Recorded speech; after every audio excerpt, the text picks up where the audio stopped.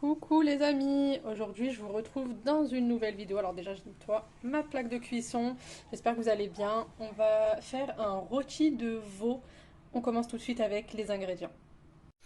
Alors au niveau de la viande, donc je vous ai dit, on va faire un rôti de veau. On aura besoin aussi de champignons, je vais mettre des champignons avec.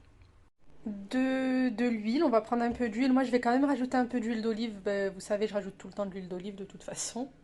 Ensuite, du sel, du poivre, des herbes aromatiques, des pommes de terre. Donc voilà, un petit bouquet garni. Donc là, c'est du thym et du laurier. Je pense que ce serait mieux avec du romarin, mais j'en ai pas, tant pis. Donc là, vous pouvez vous arrêter juste à ça. Poivre, sel, bouquet garni. Donc j'ai sorti ma cocotte, j'ai mis de l'huile, ça c'est une huile neutre, hein, une huile de colza, vous pouvez mettre huile de tournesol.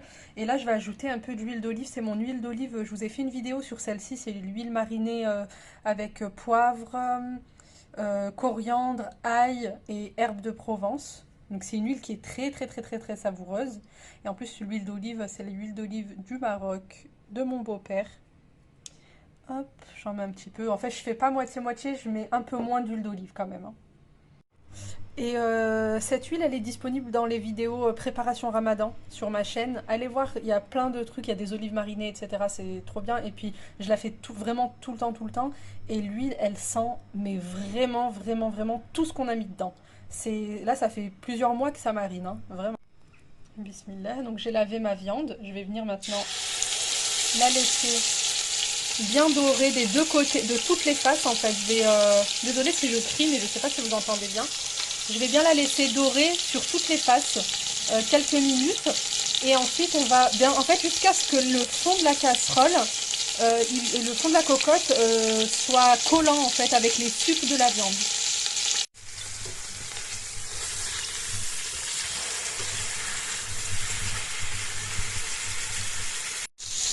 Donc là, vous voyez, ça a bien coloré les sucs qui se sont bien attachés au fond de la cocotte. Et donc là, je vais retirer ma viande, je vais la laisser reposer sur le côté un peu et je vais mettre mes légumes. Donc voilà, j'ai enlevé ma viande que je laisse reposer dans une assiette, juste le temps que je mette mes légumes dans la cocotte. Je vais couper les pommes de terre en deux, j'aurais aimé avoir des petites pommes de terre style grenaille, mais j'en ai pas trouvé. Et donc je vais mettre ça et les champignons. Donc dans un premier temps, je vais mettre les pommes de terre. C'est vraiment, elles sont crues, hein, c'est pas pour qu'elles cuisent là tout de suite. Elles vont cuire après avec la viande, mais là c'est pour qu'elles s'enrobent de tous les sucres justement qui sont collés en bas au fond de la cocotte et qu'elles aient bien l'odeur de la viande.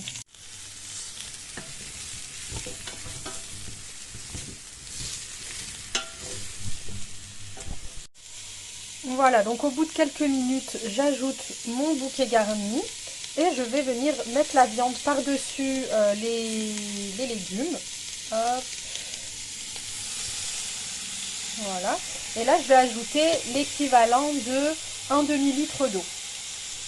Ça, c'est un rôti de 1 kg.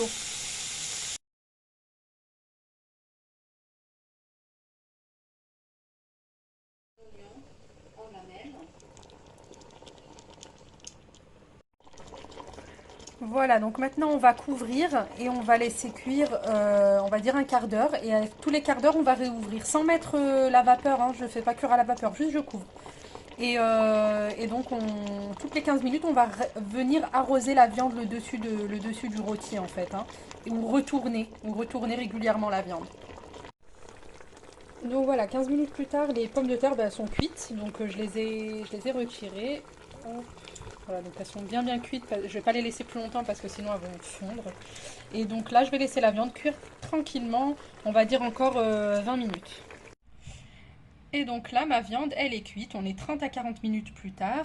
Et donc, quand on plante le couteau dedans et qu'on le ressort, il n'y a pas de jus qui sort.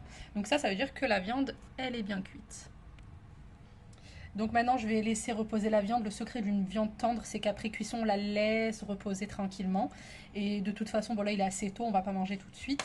Je la laisse reposer. Ensuite, oui, la sauce, je vais retirer la viande.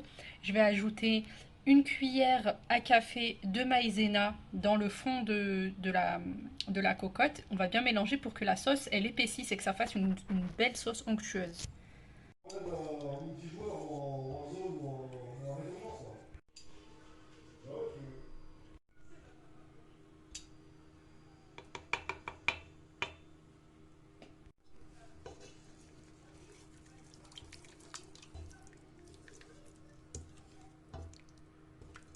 tu fais ton truc. Viens, on fait photo, on va se dire.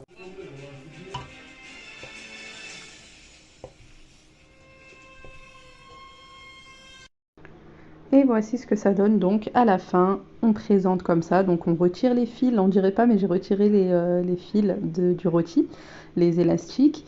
Et donc on va couper des petites tranches comme ça pour que ce soit plus simple pour servir.